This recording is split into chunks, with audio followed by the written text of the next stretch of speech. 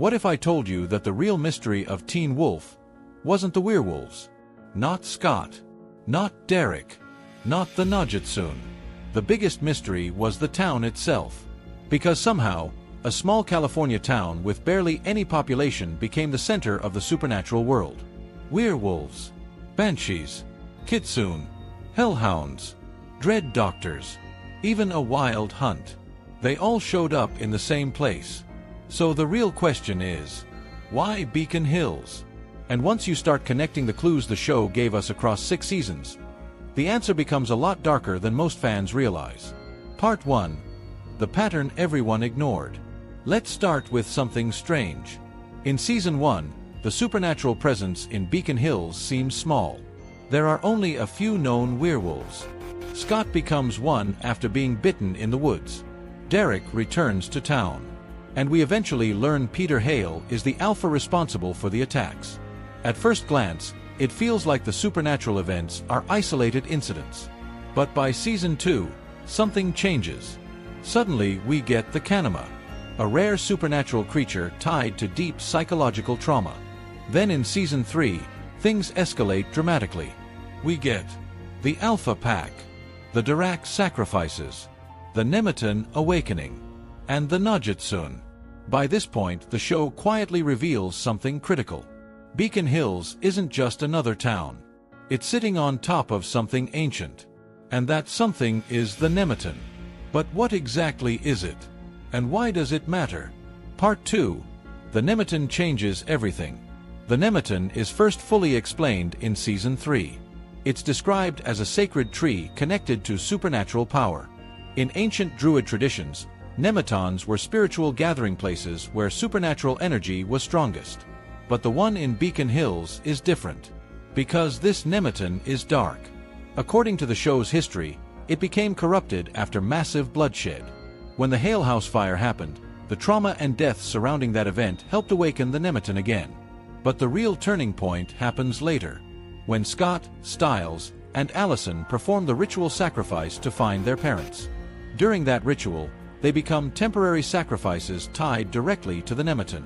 That act doesn't just save their parents. It fully activates the Nemeton's power again.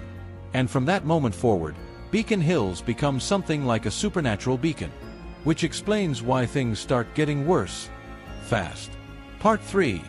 Why creatures keep coming to Beacon Hills. Once the Nemeton is active, supernatural creatures are drawn to its power.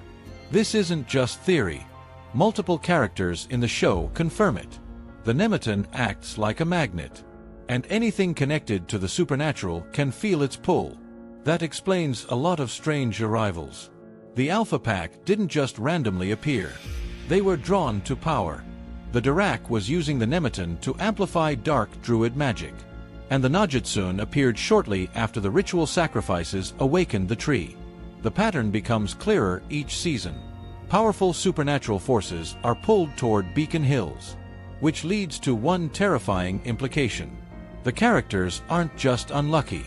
They're living at the center of a supernatural storm. But things get even more dangerous when science enters the picture. Part 4. When the Dread Doctors arrived. Season 5 introduces one of the most disturbing threats in the entire series. The Dread Doctors. Unlike most villains in the show, they aren't simply supernatural creatures. They're something worse. They're scientists experimenting on supernatural biology. Their goal is to create perfect supernatural hybrids. But here's the key detail many fans miss. They didn't choose Beacon Hills randomly. They chose it because of the Nemeton. The supernatural energy in the area made their experiments possible. The Nemeton amplified the success rate of their creations. That's why we suddenly start seeing new creatures. Chimeras. Human beings fused with supernatural DNA. Without the energy surrounding Beacon Hills, those experiments likely would have failed. Which means the town itself was acting like a power source. But even the Dread Doctors weren't the worst thing drawn there. Because Season 6 introduces something ancient.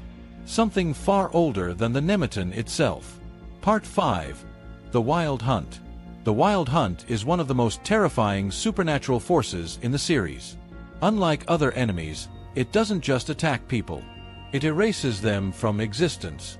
People taken by the Ghost Riders are forgotten by everyone. Their memories vanish. Their photographs disappear. It's like they never existed.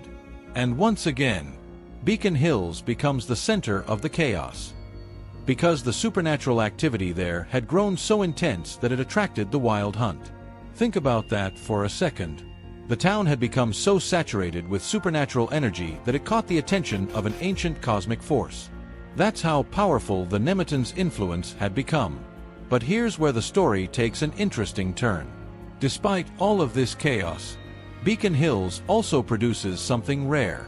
Something that shouldn't exist. Part 6. The Rise of a True Alpha. Most werewolves become alphas through violence. They steal power. They kill another alpha. That's how the hierarchy normally works. But Beacon Hills breaks that rule. Scott becomes a true alpha. And according to the lore in the show, true alphas are incredibly rare. They gain their power through strength of character rather than killing. That transformation happens in Beacon Hills. And that might not be a coincidence. Because the Nemeton amplifies supernatural energy, it may also amplify emotional and spiritual power. Scott's leadership, loyalty, and refusal to kill become the foundation of his strength. And the environment around him could have helped that transformation happen. Which means Beacon Hills didn't just attract monsters. It also helped create heroes. But even with heroes protecting the town, the danger never truly disappears. Part 7. The Hidden Cost of Living There. By the end of the series, one thing becomes very clear. Living in Beacon Hills means living with constant danger. Almost every major character suffers loss. Allison dies. Multiple hunters and supernatural creatures are killed. Entire groups of people disappear during the wild hunt. The town repeatedly becomes a battlefield. And yet the characters continue to protect it. Because Beacon Hills isn't just where the supernatural gathers. It's where people fight to protect each other. Friendship becomes the strongest weapon in the show. Scott's pack isn't built on fear or domination. It's built on loyalty. And that's the real reason the town survives everything thrown at it. Not because it's safe, but because the people there refuse to abandon it. So when fans ask why Beacon Hills attracts so many supernatural creatures, the answer isn't simple. It's a combination of things. The Nemeton's ancient power, the ritual sacrifices that awakened it, the supernatural energy that spread across the town, and the powerful individuals who chose to live there.